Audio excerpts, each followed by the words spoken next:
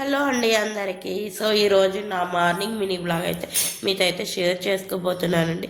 ఇక్కడ టిఫిన్లోకైతే నేను ఇన్స్టెంట్గా గారెలు అయితే వేశాను మినపప్పుతో. అయితే చాలా అంటే చాలా బాగుంటాయి.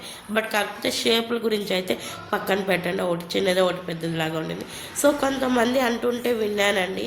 సో ఇంట్లో నుంచి బయట పంపించిన తర్వాత చెత్తలు చేయకూడదు, ఆ పనులు చేయకూడదు, ఈ పనులు చేయకూడదు, తుడచకూడదు, అది ఇది అంటూ ఉంటారు కదండి. సో ఇక్కడ ఎలా అండి సాధ్యమవుతుంది? ఇది నిజమేనా? ఇవి నమ్ముతారా అనిపిస్తుంది ఇంకా. సో కొన్ని నమ్మాలండి, కొన్ని జరిగినప్పుడు. బట్ కాకపోతే ఇక్కడ అలా కుదరదు కదా. మార్నింగ్ వాళ్ళకి లంచ్లోకి టిఫిన్లోకి చేయడం సరిపోతుంది. అదే పల్లెలలో అనుకోండి, లేచి లేవగానే ఆవులు ఉంటాయి కాబట్టి వాటి కింద చెత్త తోయడం, పాలు పిండడం ఇలా స్టార్ట్ చేస్తాం. బట్ కాకపోతే ఇక్కడ అలా ఏం ఉండవు కదా. నిదానంగా చేసుకుందాంలే అనుకుంటాము. బట్ కాకపోతే అంటూ ఉంటారు కదా, అది నిజమా అబద్ధమా అనేది ఎంతవరకు అనేది చెప్పండి.